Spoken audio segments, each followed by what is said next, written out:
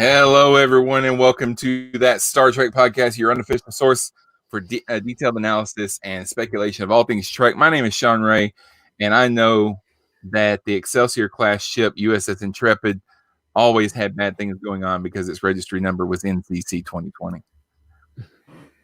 Today, we'll be discussing season 3, episode 8 of Star Trek Discovery, which was titled The Sanctuary, not to be confused with the DS9 episode Sanctuary.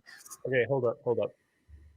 We just want the entire first sentence that you just said about the episode number and stuff. Well, I heard it. Somebody. I heard it. I'll say it again. Today we will be discussing season 3, episode 8 of Star Trek Discovery, which was titled The Sanctuary, not to be confused with the DS9 episode Sanctuary, written by Kenneth Lynn and Brandon Schultz and directed by none other than Mr. Jonathan Frakes. The IMDb description says the USS Discovery crew traveled to Book's home planet to help rescue it from Osira, the formidable leader of the Emerald Chain. Stamets and Adira continue their search for valuable information on the origin of the burn. Joining me tonight in the historic Cosmic Potato Studios, we have Rick. How's it going, sir? Oh, sorry. I was imagining how your head would look on my wall. Seth is here as well. How's it going, sir? Good. Just thinking about ships and Star Trek, and that Defiant and the Shenzhou would make a great couple one day, I think. Scott is here as well. I have no clever quote. How's it going, Chris? Well, for that, Scott, I will poison your children. If I had time, I would poison your children. And John, how's it going, sir? Scott took my answer. That one scene did stand out to me when Giorgio said, "If I had time, I would poison your children." And Culber's comeback was, "If I had time, I would have children." I was like, "What kind of a comeback?" How do you I will say, and go ahead, Chris. Get ready for the Marriott coins. Fuck Giorgio. Worst Star Trek character ever, has no place on Discovery or anywhere in canon. Why is she allowed to walk around the ship? Why? Why is she even there? Why? Chris, I applaud you for holding it in for all of 8 seconds? You're a hero, man. Good job. Okay, I'm done. You know where I stand. Okay, all right. Everybody have at it. And what I was going to say, but I knew you were. I deferred to you because I knew where you were going with that. As sick of Giorgio as I am at this point, Culber was amazing in those scenes. He was. So that kind of took a bit of the curse off of it. And Wilson I feel Cruz like is actually. Yeah, Wilson Cruz is killing it this season. He's amazing in everything he's done this season. Yeah, I think he's almost been like the heart of the show. They're glad they unkilled him for sure. Yeah, they've given him a lot more to do. I'm sorry. I love Giorgio. Every time she comes on the screen, I laugh at things that she says. I don't know. She just hasn't made me angry yet. So I'm just. I'm not angry at her, but I'm and I think I said this on a previous show. Like, everything you say can't be a zinger. Like, that's not a character. Mm-hmm. And on this episode, other characters were calling her on her shit. I'm like, yeah, we know, you're gonna get us all, blah, blah, blah, blah, blah. So I appreciated that in show, they're tired of it too. Well, you can tell she's in this storyline, she's overdoing it, but you can tell that there's a reason that she's overdoing it. She's dying and she's scared and she's overcompensating with that, and if I cared about her one iota, that adorable defense mechanism of threatening your children might come across as somewhat non-existent. Well, they were imaginary children, Chris. Yeah. Thank you, John. I stand corrected. She's just fine. My bad. But Michael even called her out when she said that she killed her mother. It's like, no, you didn't. You didn't kill your mother. You're not as bad as you say, as you act like you are. What I find the most frustrating about the character is, one, I'm not a fan of mirror universe anything. So there's that. I love Michelle Yeoh. I have loved her. I've loved her in everything I've ever seen her in. And so I am really trying hard to not dislike this character. And it's just this episode. Her portrayal of the character. I think you're supposed to dislike the character. Well, yeah. I mean, yeah, she's a genocidal maniac. But we've seen assholes before that were enjoyable to watch in their evilness. She's just ew. And yeah, like you said, when every single line is there's no variation to it. It's just a single level, and I'm so bored with it by now. I hesitate to say something like this because I'm always afraid that some of the new Trek haters are going to be listening to the show for some reason and hear me say this and think that I'm one of them, and I'm not. But this is one of those aspects where the writers of new modern Trek are not getting it right. They are trying to create what was a villainous but is now almost an anti-hero type character, but they're writing her very one note. It's very two-dimensional. There's not a whole lot of depth to her. Michelle Yeoh is great, but what they're giving her to do does not capitalize on what she's good at. So she just ends up hurling these one-note invectives out at people. They're not giving her a chance to show that she's actually scared underneath that. So all we get is someone who is continually throwing out threats and is yet never ever scary. Because she's not doing anything to be scary. She is just threatening to be mean and violent.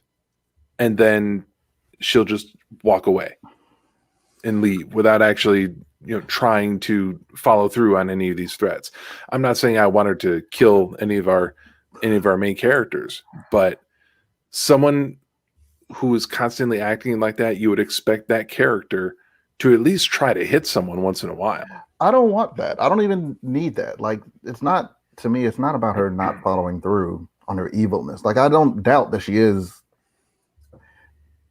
she would do the things that she threatens to do if it served her purpose, for the most part. I don't doubt that. I don't need to necessarily need to see that. It's just not interesting if everything you say is a quip and or a threat. Like, just don't say stuff. Mm-hmm. Make it a look. I'm serious. Like, just there's no reason for her to have a line for everything anyone says. Just don't say anything. Just roll your eyes or something. Just scoff. That would be sufficient. But if idly fidget, fidget a dagger between your fingers while you're glaring at someone. Just start sharpening a blade. What do you think the plan is? Because obviously next week, I was gonna save Giorgio for later on, but we dug into it right away. You got me started. I apologize. No, it's fine. It's fine. You started by saying hi, Chris. Yeah, most of the plot. Welcome to Star Trek. Plot for next week is going to be about her, and I saw in the trailer that Cronenberg is going to be back. Did you watch the Ready Room this week? And see the scene from next week? Yeah, I know if you've seen it. I don't want to put any shackles on us, but they pretty much tip their hand how they're going to get her back for Section 31. Oh, really? I don't know if we want to go into that on this episode or wait until it's been aired. Yeah. Oh, yeah. We'll wait until next week. But I mean, I had a theory that she's going to go back to the mirror universe, or she's going to try to. Because even though Cronenberg said, which I don't know what Cronenberg's name was. What was that character's name? I don't remember. It was Cronenberg. Section 31 and maybe a hologram. I don't know. But he said nobody's been to the mirror universe and nobody's tried to cross over in 500 years. But that doesn't mean that she's not going to try it. Well, and if she's got some kind of a disease, if she's got some kind of a disease that can only be cured in the Terran universe, then she may try to cross over again. Well, it seems like she's got a disease that comes from being. We're going. I was going to go into the clip, but we're not talking about the clip. Yeah, there's no ambiguity. After next week, it I mean, honestly, Seth, we can all complete that sentence, and even I haven't in the Reddit room, but I know how to end that sentence. It's from being fill in the obvious blank. Yeah. But they do seem to have a plan in place. And honestly, I mean, I kind of agree with you guys with the dislike for her as a character. I loved Captain Georgiou, and one of my issues is calling her Georgiou because I don't think she is Georgiou, but what else are we going to call her, right? I mean, she's got this long Augustus Roman imperial title, but she's just, for me, she's just a little too evil to put your mind around why Federation would work with a genocidal, Hitler-esque character. So I'm looking forward to them finally, because I think this is the springboard for her getting onto her own show and getting off the Discovery show, and I think that'll be a good change for us. Yeah. I thought about, instead of jumping back and forth and what happened in the episode, we talk about each of the plot points separately. So plot A, I guess, would be the story of Book and Michael go into Quajon. Book's brother contacts them about their problem with those pretty locusts. Which, if he hadn't have said they were locusts, that's not what I would have called them. Probably.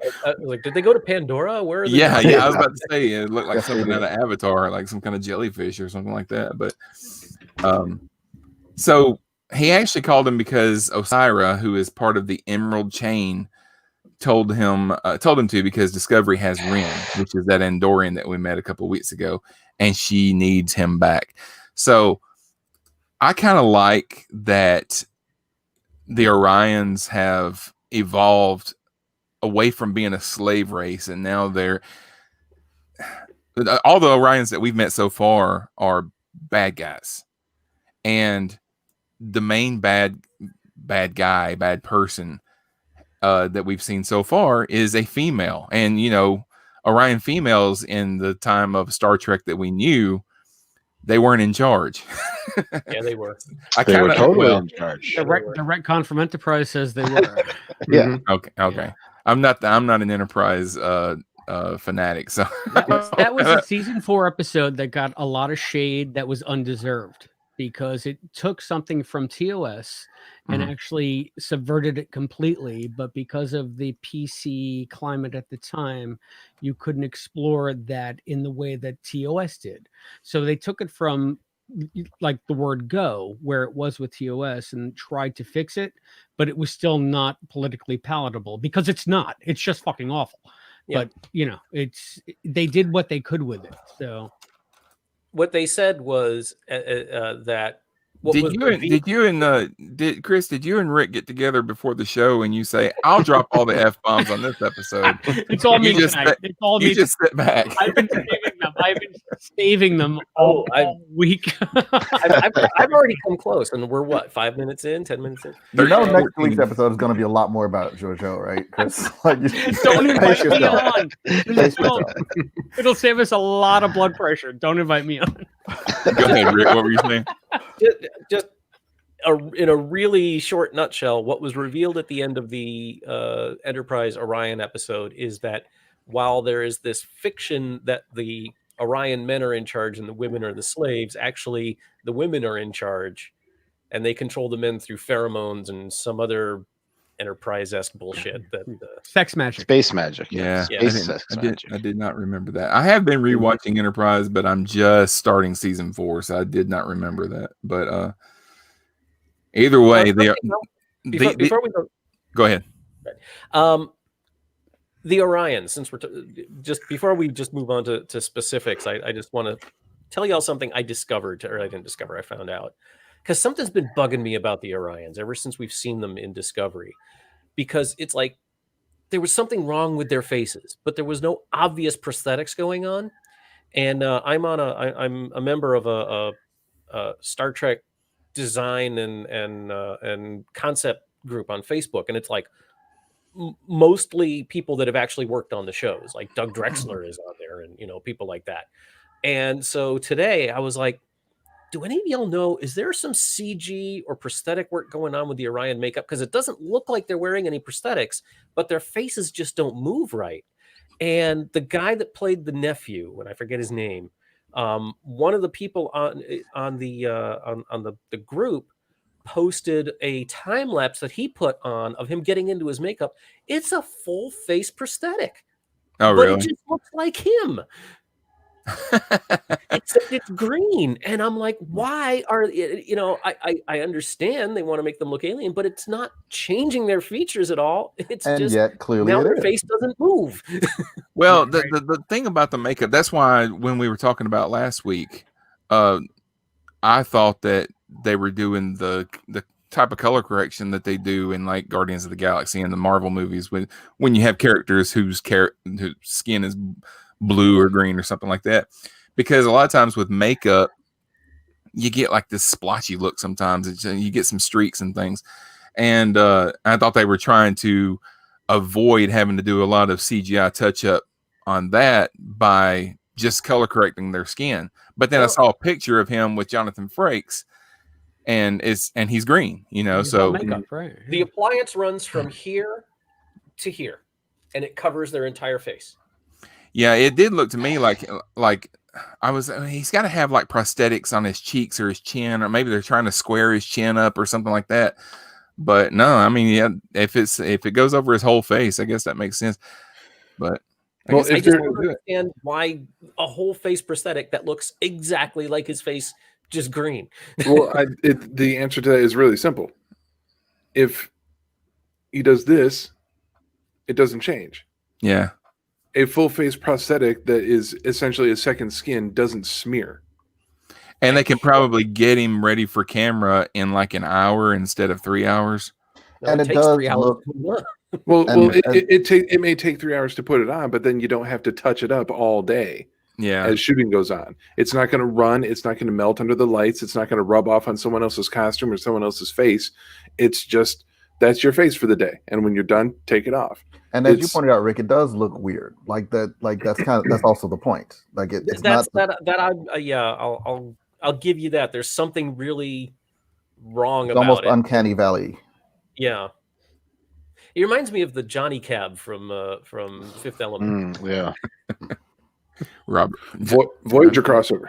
Oh. Yep, Robert Picardo. That was Total Recall. Johnny Cab was Oh, was it Total Recall? Yeah. Oh, yeah, that's right. You're right. The better movie. Agree to disagree. Come at me, bro. They did a similar thing in Fifth Element, didn't they? Bruce Willis was the cab driver. He was, Fifth but Element, so. didn't he get into a cab at some point? And yes, maybe He got into his cab, and his cab talked to him. It had a voice interface. You get into the cab, you put about all of his tickets. You insert your multipass into the slot, and then it tells you how many points you have available on your license, and tells you the road conditions and whatnot. And then when someone crashes through your roof, it will tell you just had an accident. That's one of my great heresies. Is I really hate that movie. So ultimately, Osira tells Saru to hand over Ren, or she's going to start attacking the planet. And then she does start attacking the planet. So she's a lady of her word anyway. I complained last week that they gave Discovery all these upgrades and they are not letting Discovery do anything. And this week, Discovery didn't do anything. Times 10. Yeah. I don't understand the plan to let the other ship attack on behalf of them, as that would like get them out of trouble for attack. It was their ship from their It wasn't a very. It makes no sense. 2 words: plausible deniability. Not so plausible, not so deniable. No, but still, it would only be ship came out of our cargo bag. We didn't know them, and they just attacked you. It's not us. Exactly. Sorry. It would only be plausible deniability to their bosses, to Vance. Mm-hmm. And even You then, can't tell Osira. You can't tell Osira. Well, it's out of our control. They're doing that. Hey, that wasn't a Federation ship. I don't know what to tell you. Okay, Yeah, because Osira's not going to care.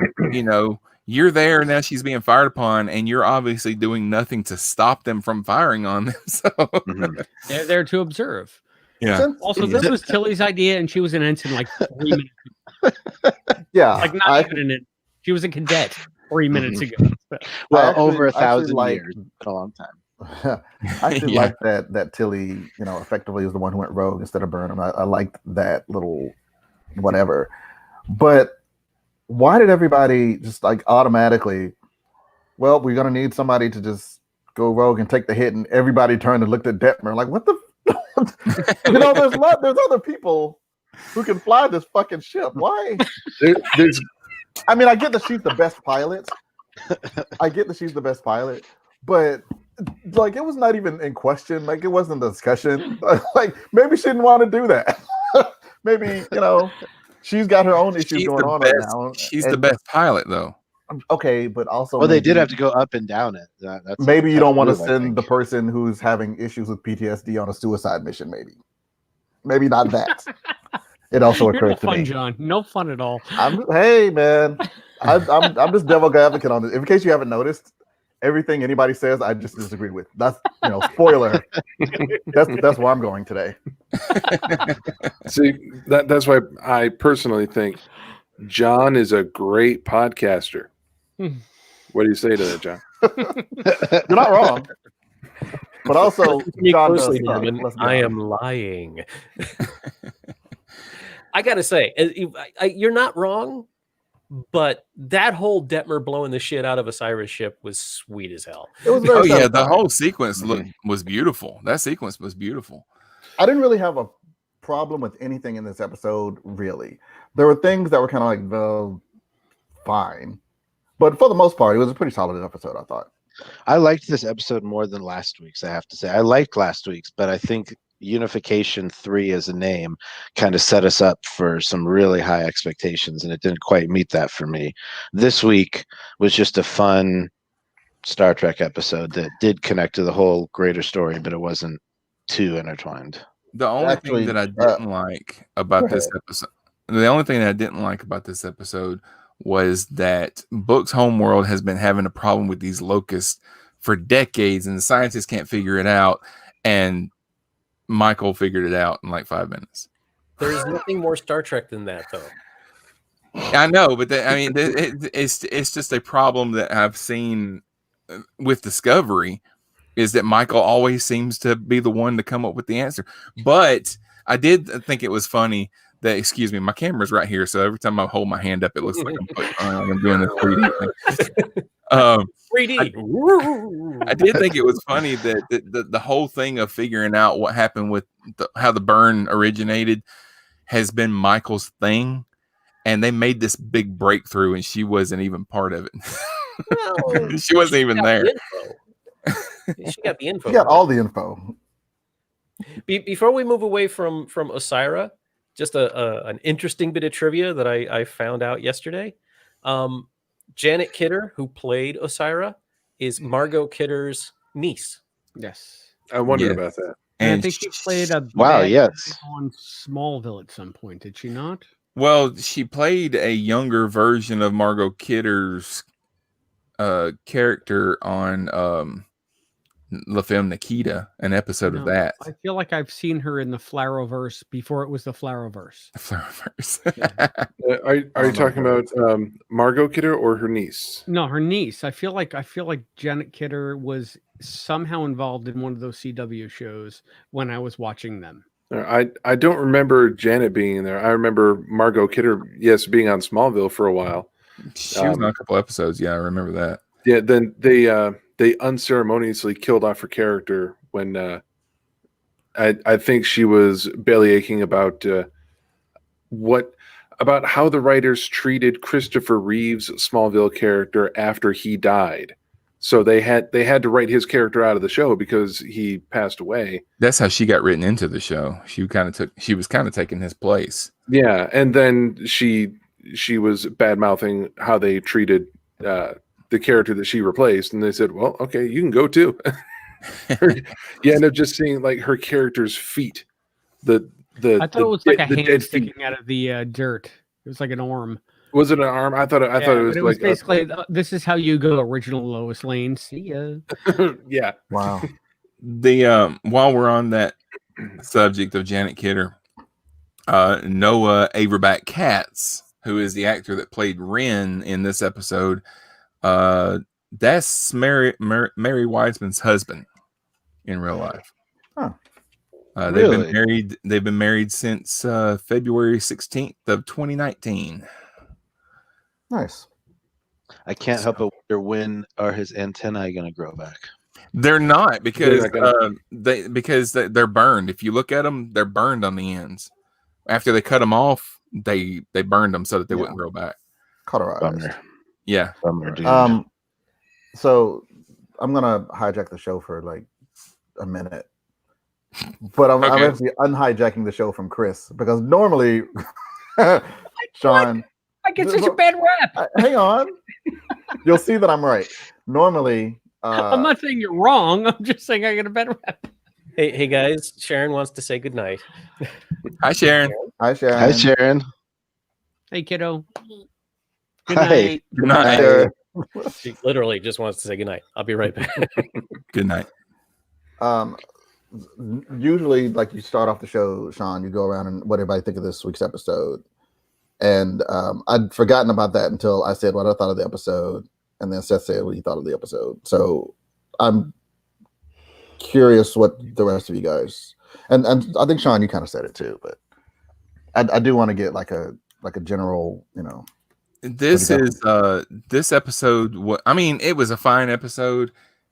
It probably would have been what I would have considered a filler episode, except that there was some character development. There was a little bit of movement in the overall plot, because we got that information about the burn, which we're going to talk about in a few minutes. But other than that, it's just kind of it's a decent episode. But I mean, I didn't think it was a great episode. It's not my favorite of this season so far. Yeah, I thought it was fine. It's definitely not my favorite of the season. And I think if it hadn't been Frakes directing it, it would have been a worse episode. I think he made it a fair to good episode. A pretty good episode.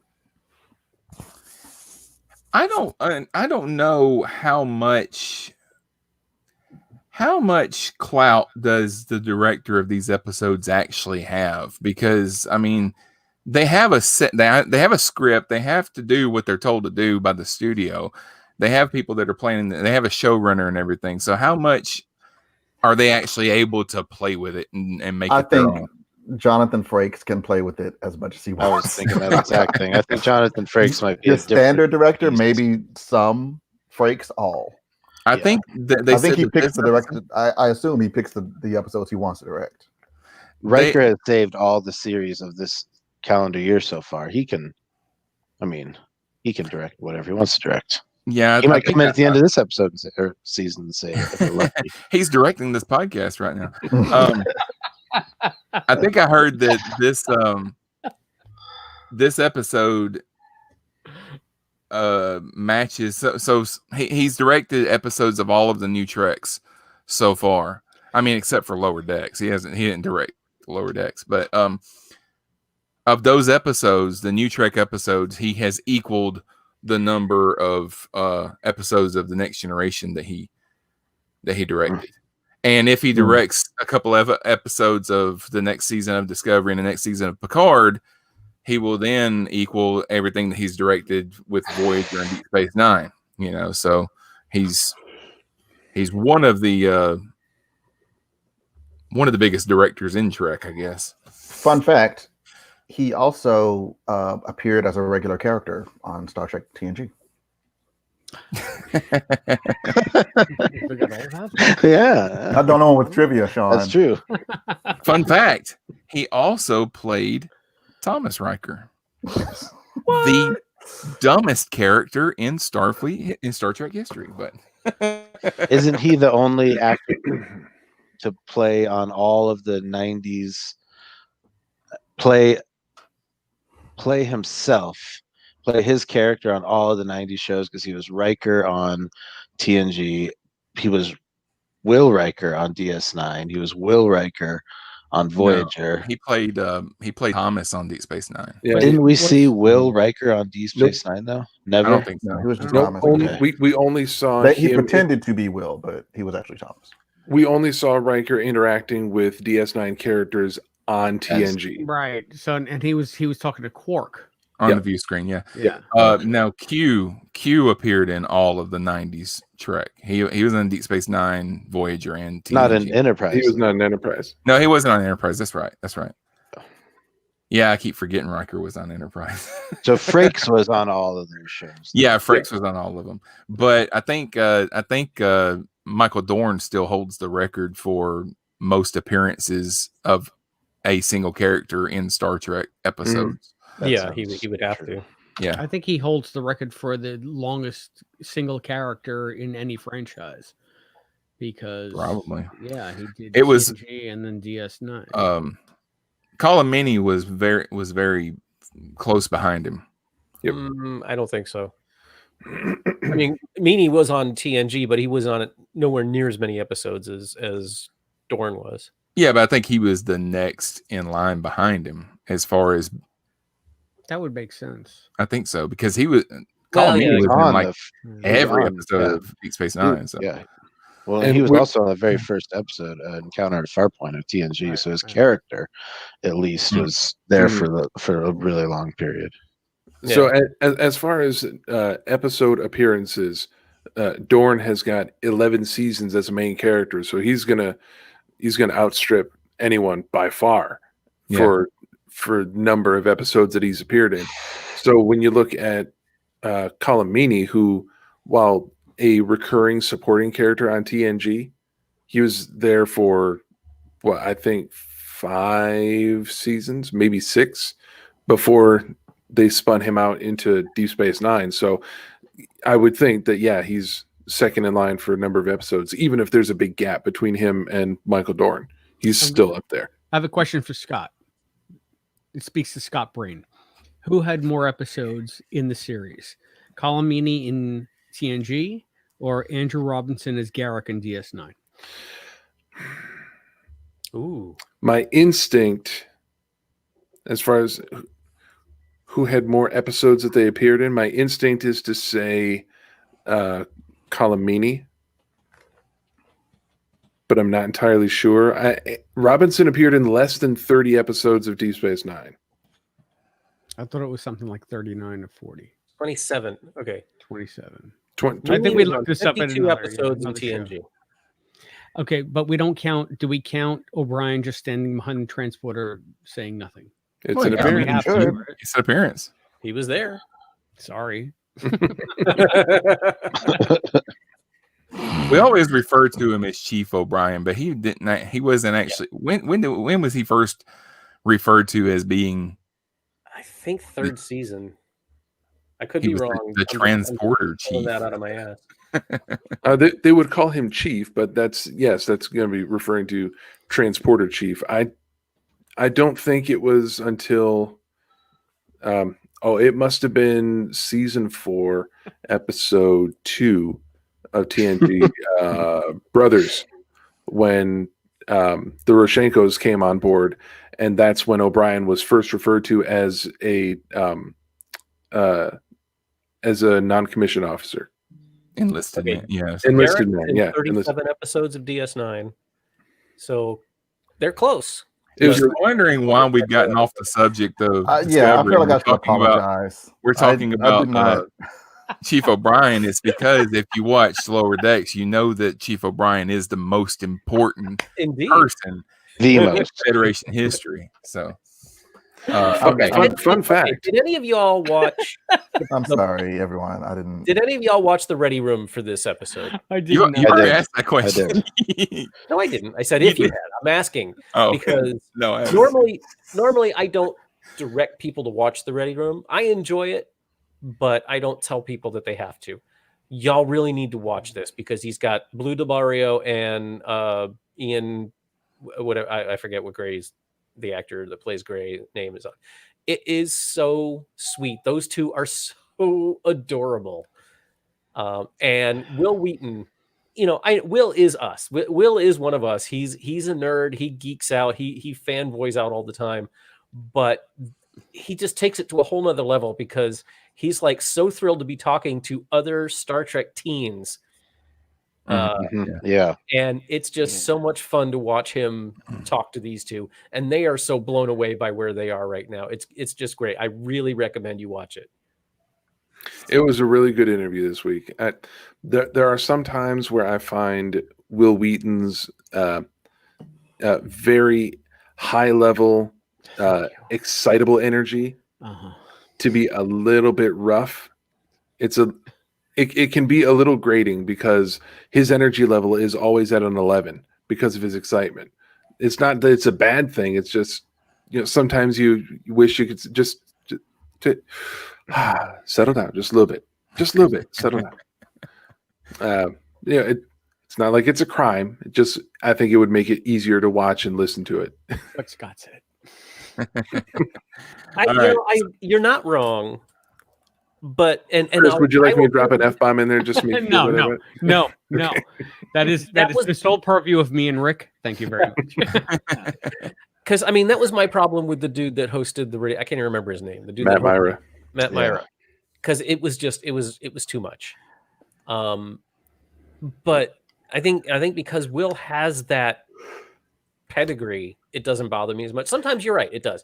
And I have a problem with the Ready Room this season, just for myself, because it's almost all been interviews with the actors, and I know that people love that, and I love the first 5 minutes of every actor interview as well.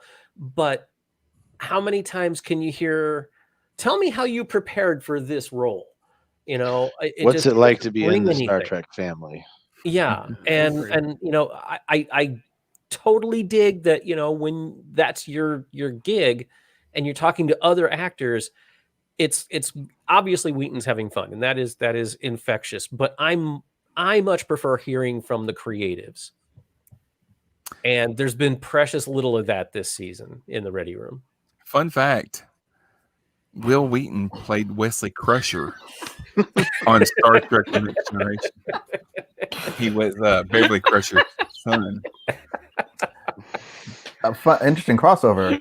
He also starred in the film Stand By Me, and I've heard of that movie. In Star Trek, you would often see him standing next to other people.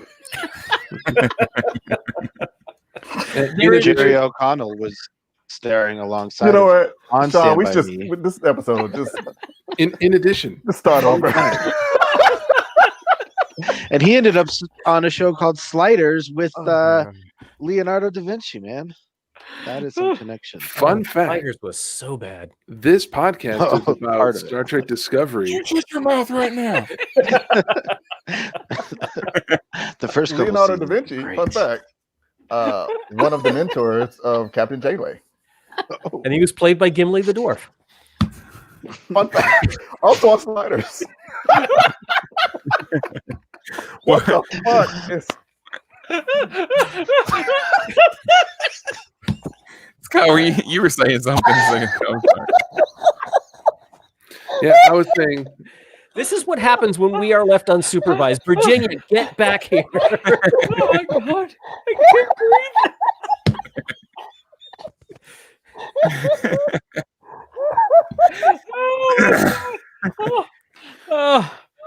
Fun fact. Once upon a time, this show was about Star Trek Discovery. Yeah, we're going back to this episode 8, The Sanctuary. So, all right, got a question for y'all. If we're still talking about the A plot, the whole Discovery thing, at the very beginning, when fuck it, when Saru went to Vance and presented his point, and Vance said, and this stood out to me the very first time I watched it, and his wording was the Emerald Chain has taken prime direction violations to an art form. Mm-hmm. Has the prime direction become Are we talking direction or directive? I'm sorry, directive. Prime direction is Scott Madsen. That's Scott's show, yeah. Prime directive has It's taken his prime art directive form. violations to an art form. Is that because the prime directive has been around for a millennium now, and it's just become sort of a shorthand, or is that indicating that the Emerald Chain was either under the purview of the Federation or was once part of the Federation? I think they're just saying that the Emerald Chain goes around finding planets that are about to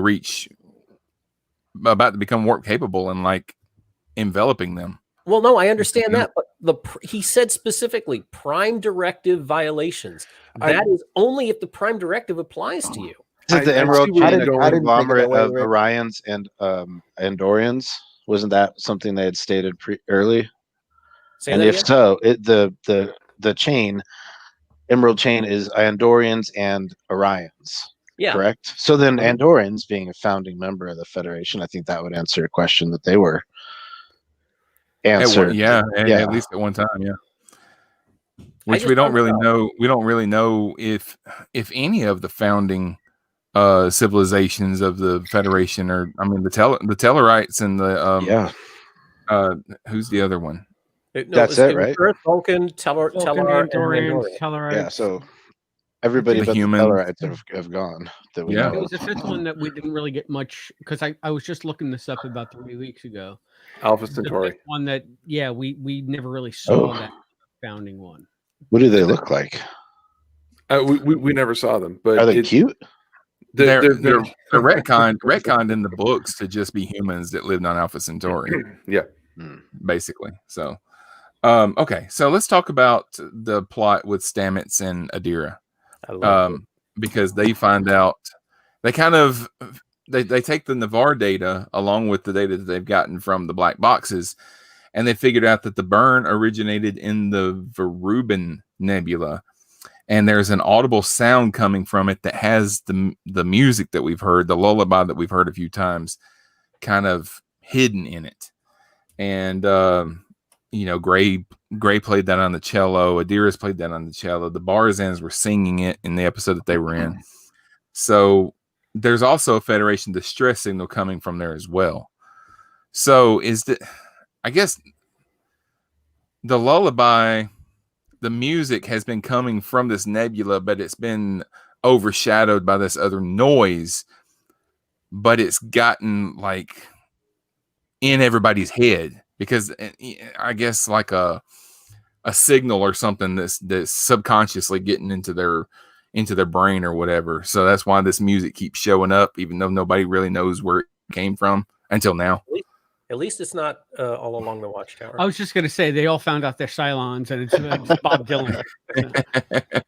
Maybe Hendrix. I don't know. Definitely Hendrix. Pick your flavor. I think it was the Dave Matthews version, honestly. Yeah, go fuck yourself. Wow.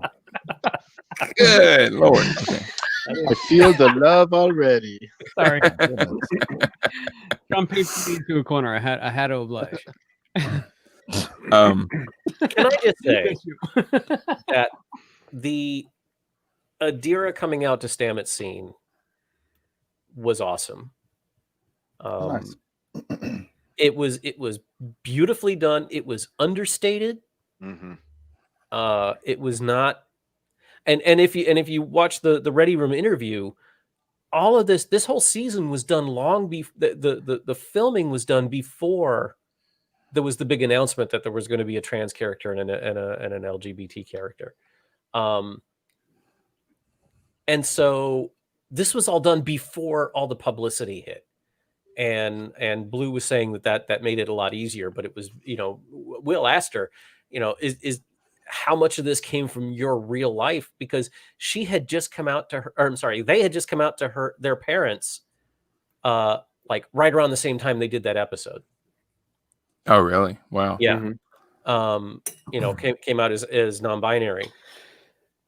And I have been in Stamets' position, and I know what it feels like to say, okay, and see how relieved the relief in someone that is like so worried about saying stuff like that. saying something like that to you and not knowing how you're going to react. And so I loved how Anthony Rapp played that.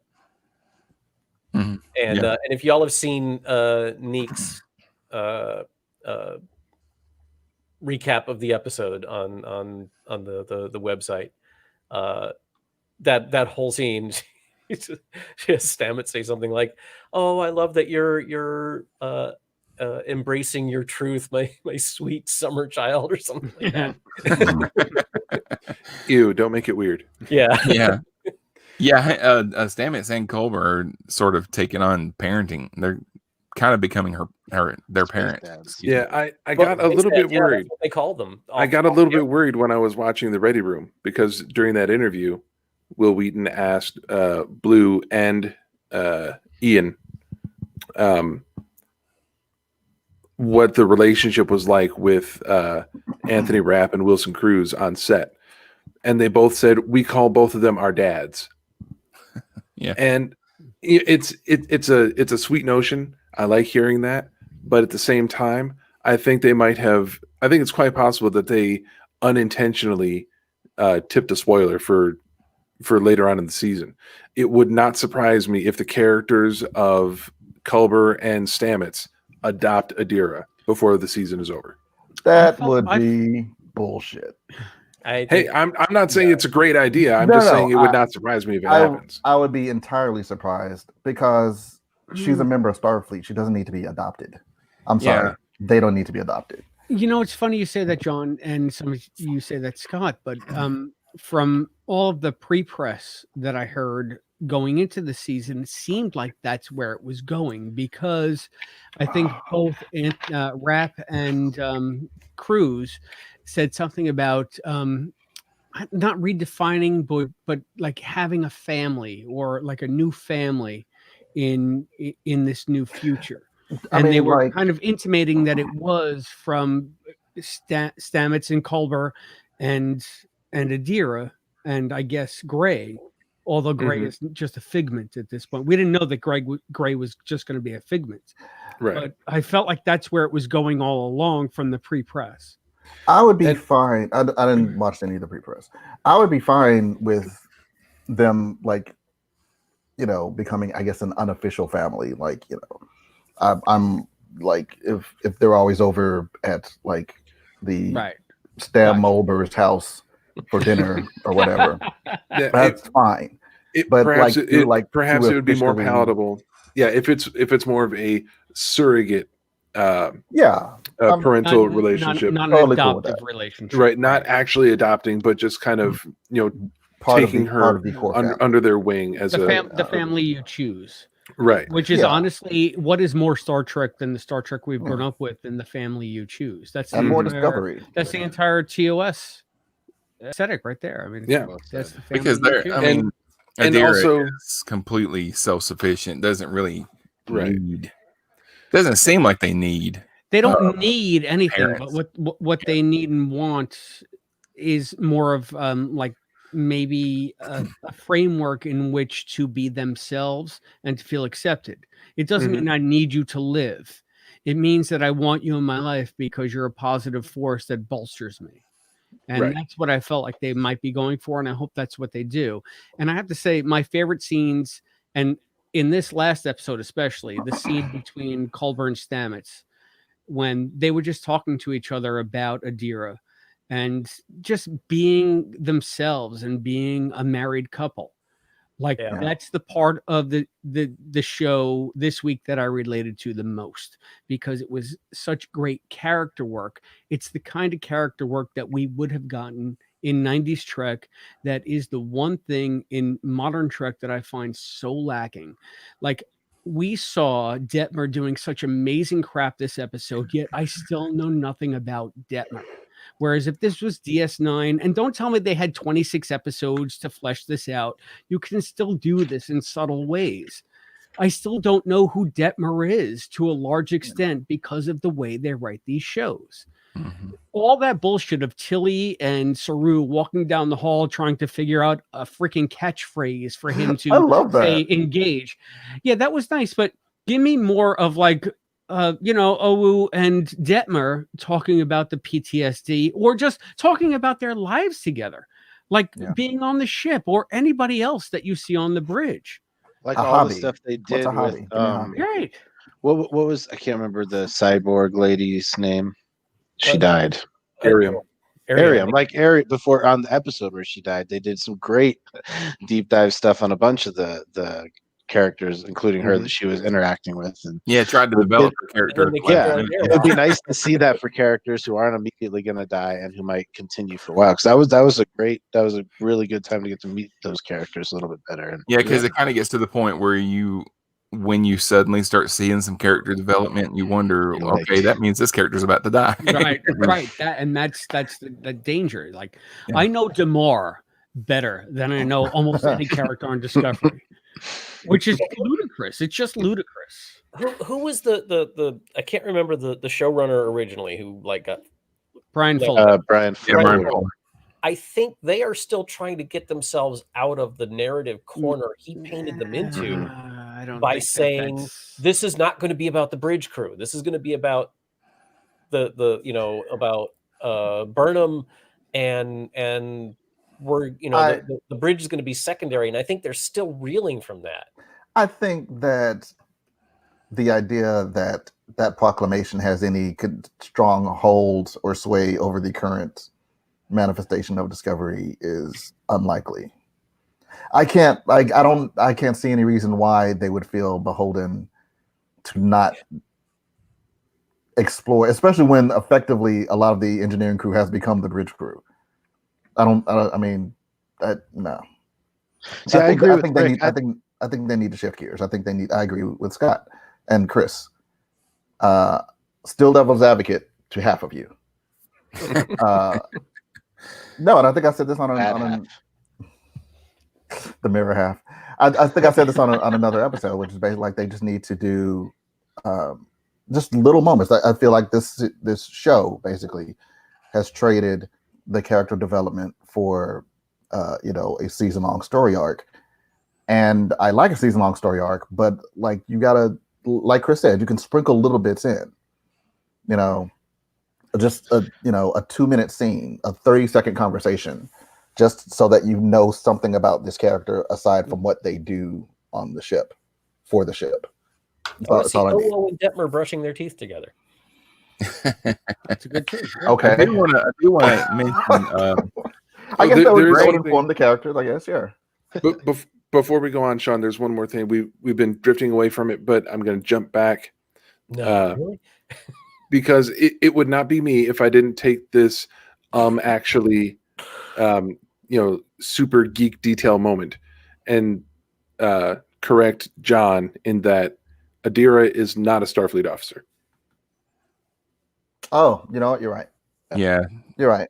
I didn't catch that either. You're right. Starfleet is a different thing now. That is what I was thinking of. You're right. Yeah, she is part of Earth Defense Force, and she is on an ongoing detachment to Discovery, but she is not, in fact, a member of Starfleet. Her squid, as she called it, was once a Starfleet admiral. No, well, the symbiote was joined with a Starfleet admiral at one time. That doesn't mean that the symbiote itself is an admiral. And a Starfleet captain from the has all of the question. Does it? Yeah, you're right. All of those memories, though. Yeah. Does it mean that? I don't know. It's never occurred to me. But if you go through the process of becoming a member of Starfleet with a symbiote, does that symbiote not also share that rank? Man, they got Jadzia. Security clearances covered in. Jadzia did a lot of stuff. Continued on Curzon's actions a lot. I got the impression that his actions, yes, but not his job. Jadzia was not automatically an ambassador. That's true. Exactly. Yeah, I guess that's that. Yeah. Esri was not automatically a lieutenant commander in the sciences division. Esri didn't come on the station and have all the security clearance that Jadzia had. Right. Even though she probably knew it. Well, they probably changed it. You could have hacked it anyway.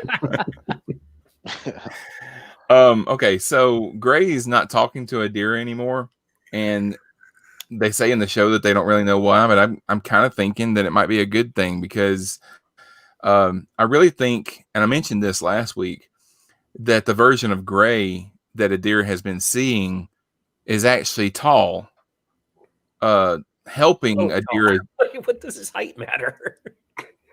What?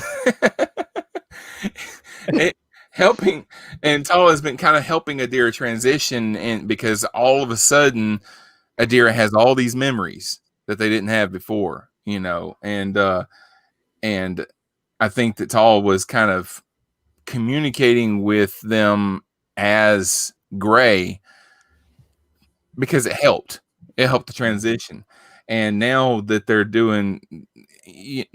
Adira is doing so much better, you communicating with Stamets and communicating with Culber and really becoming part of this crew, and just transitioning into what she is with what they are with all of the memories that they have now.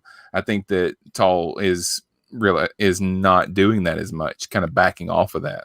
That's brilliant, man. That's like, it's the symbiont giving her what she needs to ease into her new reality, and then taking it away because it could become a crutch. Like, wow, that is wow. And I could be completely wrong about that. But you know what? That's my headcanon from now on. I mean, that's absolutely 100% brilliant. Unless they say something different, that's what I was assuming as well. That the symbiont was stepping back because it knew Adira is beginning to bond with Stamets and a bit with Culber. They will help them to adjust and really find their feet as a joined trill.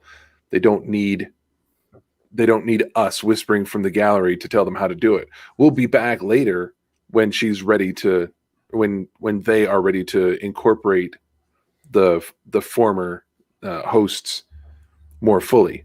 But for now, what Adira needs is Stamets and Culber, and I think the symbiont knows that and is dialing back the previous host interactions. I want to respond to that, but I want everyone else to say something first. if they have another response. I can't. In the Ready Room interview, Ian said something about this, that he was trying not to spoil, but I think he gave away too much. So I don't want to go into it. All right. Go ahead, John. Okay. I think in general, yes, the symbiote is backing off to let Adira become more of themselves and make other relationships. But the idea that it was actually Tall pretending to be Gray, I would hate that. I hope it's not like, I would accept it as making sense. Like, I don't have a problem with it, like, narratively.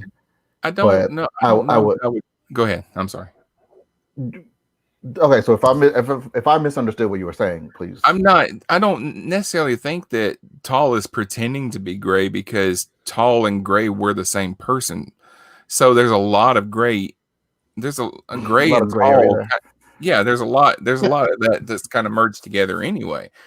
So those feelings that Adira had for Gray are there in Tall, and they're just manifesting themselves to her, or to him, to them, excuse me, manifesting themselves to them in a form that they can deal with. To me, that would border on deceptive, which would fly in the face of all that having a symbiont would mean to me. Like, okay, I can speak to that because of something that was said in the episode when Stamets said maybe Gray just needs some space. He does, yeah. I much more think that it's Gray coming to terms with things, and it's Adira coming to terms with things, rather than I don't necessarily think that, I mean, not that you can remove Tall from the equation, but I mean, I don't necessarily think that Tall is a major player in this situation. that interesting wrinkle, Rick, because we're always thinking of Adira because she's the one on screen, and Gray might be some manifestation of her psyche. But what if Gray is like, how do I'm sorry, thank you. I'm sorry. Sure. But when Gray says to himself, how am I still here? Why do I still exist? This is a head trip for me too. Never even considered that aspect of it because I'm always thinking that it's part of Adira's journey.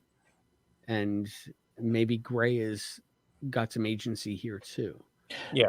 How long did he have the symbiote? Like a month? Or a week? I don't know. Was it clear? I don't remember. They never really said. They didn't specify, but he got it on the ship and he died on the ship. Right. Yeah, and it was a generational ship. So that ship is where they lived. It's not like they were on their way back from. Right, but it's not like either of them aged much. I mean, it clearly was less than. I mean, at most maybe a year. But I really get the sense that it was really fast. Like it was. Felt like it was like an hour after the surgery. The asteroid hit. Yeah.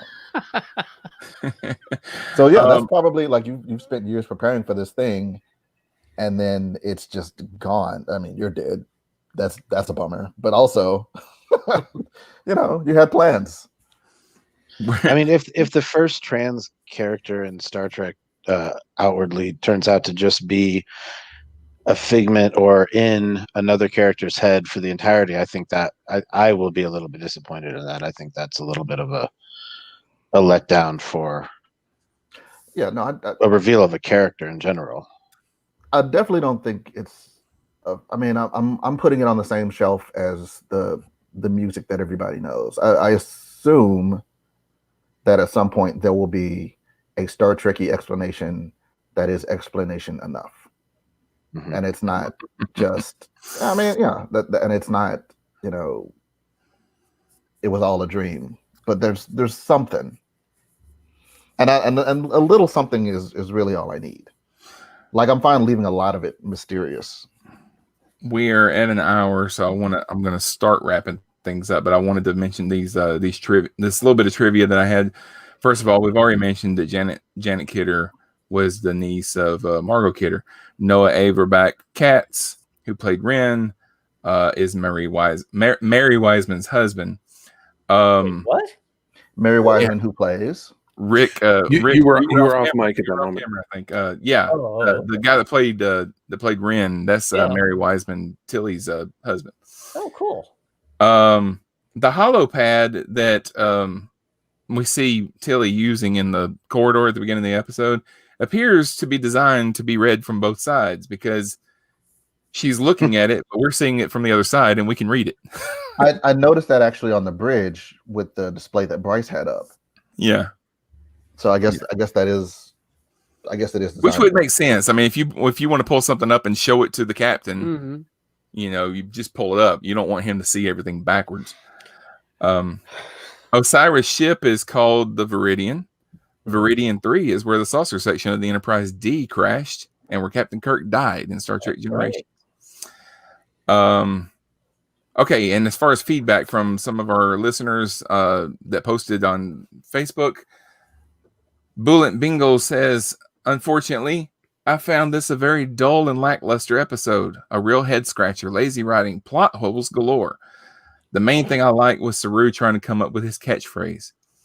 There were many moments I was left scratching my head at the illogical moments. Example, Discovery launches Book's ship to attack Asara's, thereby releasing them of responsibility of the attack, assuming the Emerald Chain would just accept that as an excuse. The Discovery appears outgunned or equally matched, but Book's ship managed to take fire and damage Osiris' ship enough to force a retreat. My other issue is still this futuristic tech.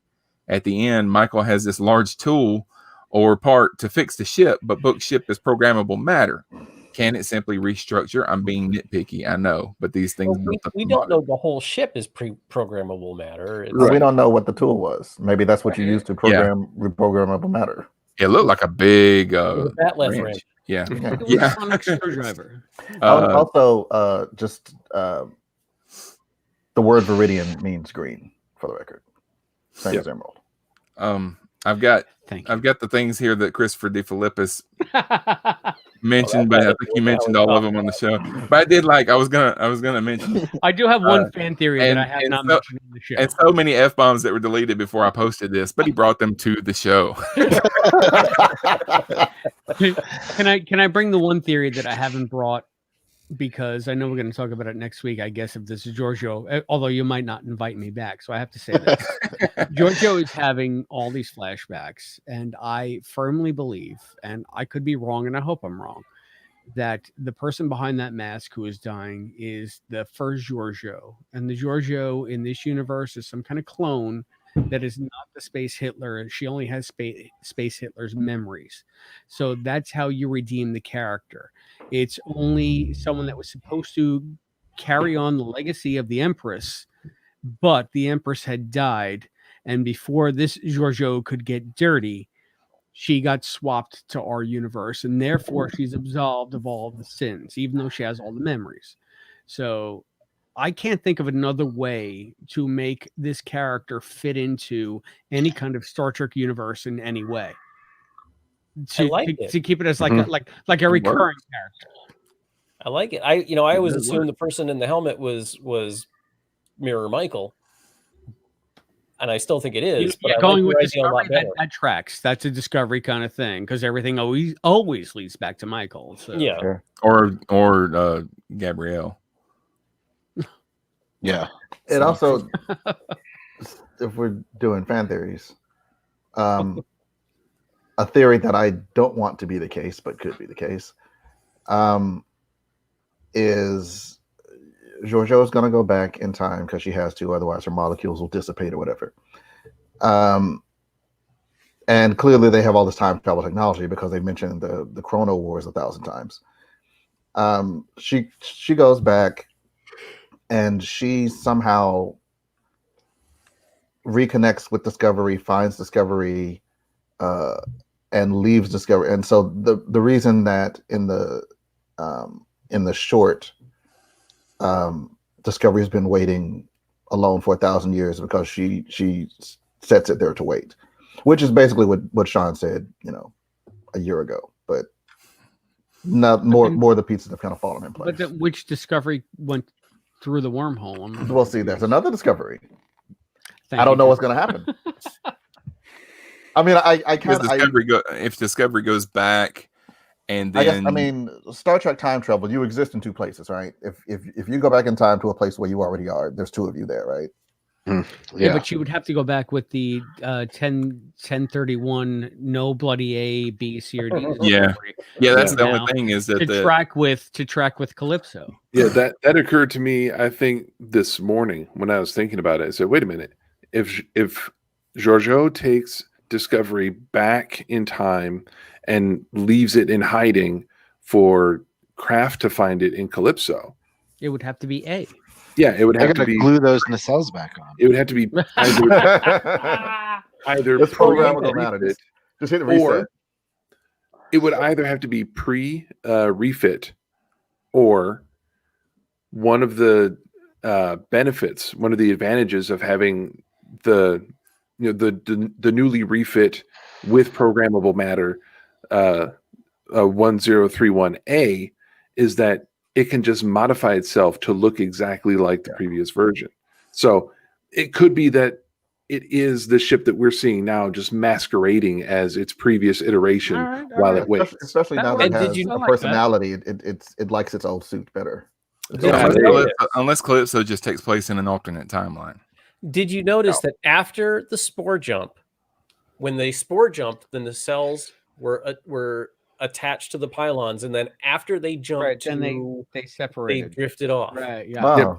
They cool. showed watch that again. Yeah, they showed the nacelles move in and attach, and then you jump, and then they detached again. You see it from both sides. I had to go back. We can only see the ship go to warp or something, so we could see it if it does that when they go to warp. Well, I did notice that when they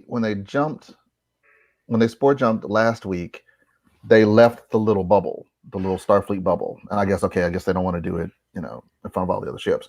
This time they didn't care. I'm out, and it's right in the middle. I'm like, I figured it would like disrupt the feel or something, but no, apparently no, it's fine.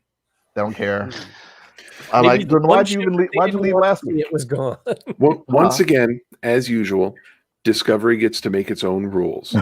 Discovery is going off and doing its own missions. They go to the Admiral and say, hey, we want to do this. And the Admiral's like, I don't like it. Okay, fine, go do it.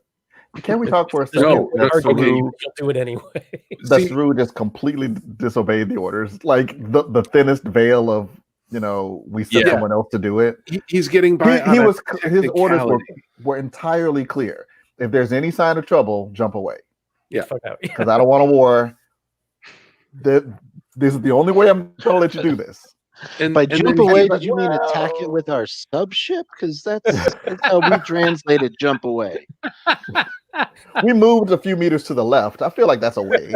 We jumped away. We attacked it and jumped. They're making very little effort to work with the new current iteration of Starfleet and the Federation. They worked really hard and say, "Hey, Admiral, let us get in the game." He's like, "Okay, fine. You can be part of Starfleet. Just be nice and play by the rules." And then they routinely go against the rules and they go on their own missions.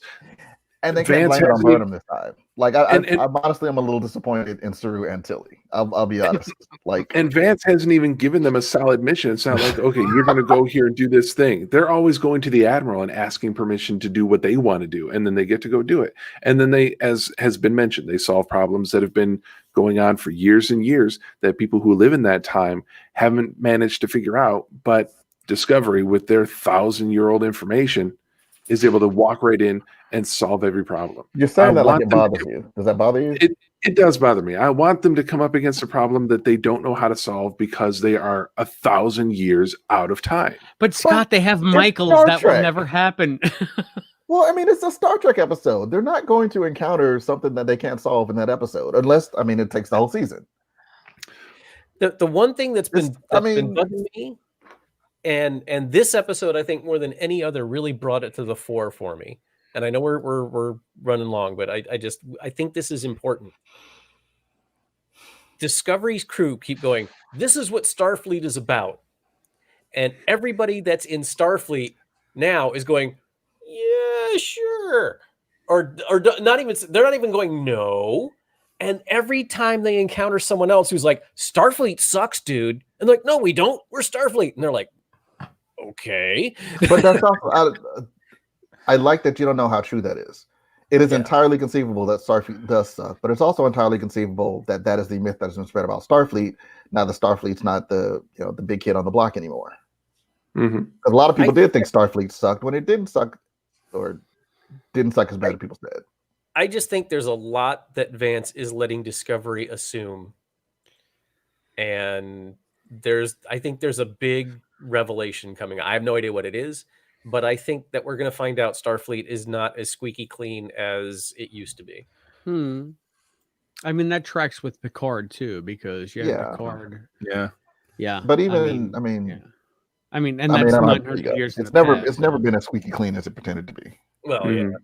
Well, maybe that's what's causing these major races to leave, and the Vulcanians, Vulcans. How do we say it? Romulans, Vulculans, and maybe that's why they made the comment like, "Oh, it wasn't just the SB-19. It was a lot of things up to it. That was just the last." They should be called the Vulculans, something like that. I like Vulcanians because it's so first season TOS. It's actually like first 3 episode TOS. Which what is the name of their planet now? Navarre.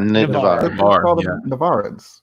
So Navarre. Nadir is they're Navarrans. Navarites. And book is book. That's going to pretty much do it for us this week. Rick, thank you for being here. My pleasure. Seth, thanks for being here. Thank you very much for having me. It was very fun. Scott, we'll see you next time. We have too many words. Chris, thank you for joining us. We have too many F-bombs. John, thank you for being here as well. I disagree with Chris and Scott. Devil's advocate. We'll be back next week to discuss the next episode of Star Trek Discovery, which is titled Terra Firma Part 1. Thank you for listening. Until next time, remember, the only fail-safe you ever needed was you. Aw.